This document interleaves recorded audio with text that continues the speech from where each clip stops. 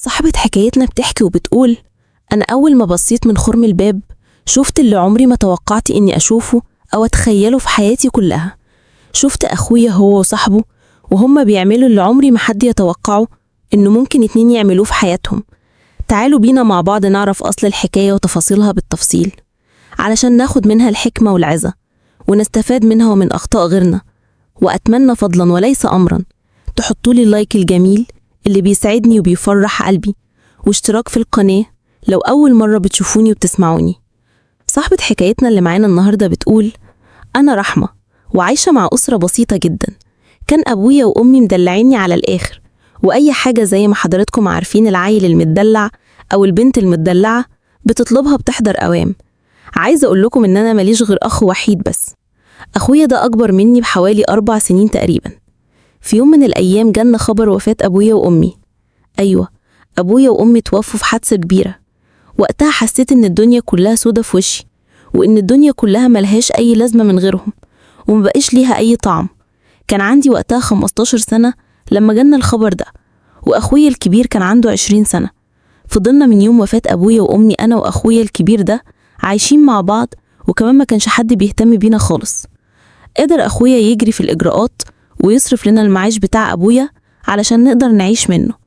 وفضلنا على كده فترة كبيرة قوي، لحد ما بدأ أخويا من فترة قليلة يتغير معايا ويهزر معايا بمد الإيد، ويلمس أماكن عندي ما يصحش إن حد يلمسها غير جوزي، أماكن يعني حساسة قوي. أنا بصراحة كنت لازم أحط له حدود للي هو بيعمله معايا، وكنت بصراحة لما بيعمل كده كنت بهزقه جامد. وفي يوم شفت أخويا وهو قاعد على السرير، وكان قاعد فاتح رجليه وبيعمل حاجات غريبة، وكمان كان ماسك الموبايل في إيده وهو قاعد على السرير وبيعمل حاجة غلط، كأنه كان بيتفرج على حاجة مش كويسة. وانتوا طبعا فاهمين أنا قصدي إيه. ولقيته ساعتها بيقول لي: تعالي. وأنا واقفة على الباب وبشوفه وبتفرج عليه، قال لي: خشي أنا هفرجك على فيديو جديد هيعجبك قوي. وطبعا لما رحت وسمعت الكلام وشفت إيه اللي في إيده في الموبايل، طبعا أنا اتصدمت صدمة عمري لما شفت اللي هو بيتفرج عليه أو فرجني عليه. قلت له: إيه ده؟ أنت ليه بتتفرج على الحاجات دي؟ وليه كده؟ ليه تفرجني على منظر بشع بالشكل ده؟ وبهدلك وقتها وقلت له يا ريت إن الموضوع ده ما يتكررش تاني. وهددته برضه، قلت له لو حصل كده تاني أنا مش هعيش معاك في البيت ده، وهسيب لك البيت ومش هقعد فيه. وساعتها سبته وخرجت مشيت من الأوضة. وعدت أيام وشهور، وفي يوم كان في الصيف. اليوم ده كان الجو حر جدا. دخلت كالعادة أي إنسان لما بيبقى حران بيخش علشان ياخد شاور.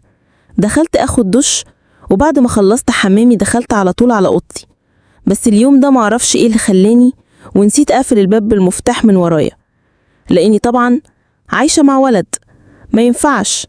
لقيت أخويا بعد ما أنا دخلت الأوضة دخل عليا الأوضة من غير حتى ما يستأذن، وكان وقتها من غير ملابس تماما. زعقت له وطردته. ساعتها قال لي: إيه مالك؟ ده احنا اخوات، يعني مفيش بينا أي كسوف. وقرب مني وبدأ يطبطب عليا ويمشي إيده عليا ويلمس أماكن حساسة. فقت. زعقت له وهددته إني هسيب البيت، وده مش تهديد. ومن هنا عرفت إن أخويا لسه برضه بيتفرج على الأفلام اللي مش كويسة، ولسه ما بطلش فرج على الحاجات اللي مش كويسة دي. وفي يوم شفت أخويا جايب واحد صاحبه ودخلوا هما الاتنين الأوضة وقفلوا على نفسهم باب الأوضة. واليوم ده اتأخروا جدا جوه الأوضة، وطبعا أنا لازم كنت أخبط عشان أعرف هما بيعملوا إيه واتأخروا ليه.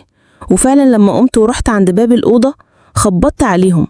أخويا فتح لي بعدها بحوالي 10 دقايق من خبطي على الباب. اتأخر، ولما سألته إيه اللي أخرك في فتح الباب قال لي وهو بيتلجلج في الكلام: مفيش تأخير ولا حاجة، أنا جيت فتحت لك أهو، أصل كنت رايح. راح صاحبه قطع الكلام وقال له: إيه يا عم أصل إيه وبتاع إيه؟ واستغربت كلام أخويا وصاحبه، وكأن أخويا كان عايز يقول لي حاجة، وصاحبه لوش بالكلام على أخويا. لكن بعدها بأسبوع لقيت أخويا جاي وجايب واحد صاحبه، بس المرة دي صاحب مختلف، وبرضه دخلوا وقفلوا على نفسهم الأوضة. لكن المرة دي الأمر اختلف معايا شوية، وقلت لنفسي أكيد لسه بيتفرجوا على الأفلام اللي مش كويسة. قلت لازم أبص عليهم من خرم الباب وأعرف هما بيعملوا إيه بالظبط. لكن لما بصيت من خرم الباب شفت اللي عمري ما تخيلت إني أشوفه في حياتي. أيوة، شفت أخويا وهو في الموقف ده. كانت صدمة كبيرة جدا. أيوة، صدمة كبيرة. وقتها شفت أخويا وهو وصاحبه في علاقة، وكان أصعب حاجة إني أشوفها في حياتي إنه أخويا يبقى بيعمل كده. وكان صعب عليا إني أشوف أخويا اللي هو المفروض راجلي وسندي في الدنيا يبقى صاحبه بيعمل فيه كده زي الأفلام اللي بيشوفوها بالظبط. أنا ساعتها ما كنتش عارفة أعمل إيه غير إني قعدت من ورا الباب أزعق في أخويا وصاحبه، وفضلت أخبط وأكسر في الباب وأقول له إني شفتكم، افتحوا باب الأوضة لأفضحكم. لحد فعلا ما فتح صاحبه باب الأوضة وخد بعضه وجري، وفتح باب الشقة وجري، وبقيت بزعق في أخويا وأضرب فيه لحد ما جاله انهيار عصبي، وبدأ يعمل ساعتها حاجات غريبة. والكلام ده من حوالي يجي أسبوعين تقريبا. أنا ساعتها بصراحة اتخضيت على أخويا ورحت جبت له دكتور نفسي، لكن الدكتور لما جه كشف عليه وشايفه في البيت ما عملش أي حاجة. أخويا من ساعتها كل يوم حالته بتزيد سوء عن اليوم اللي قبله. أخويا دلوقتي حاسة إن هو بيضيع مني وأنا مش عارفة أعمل إيه.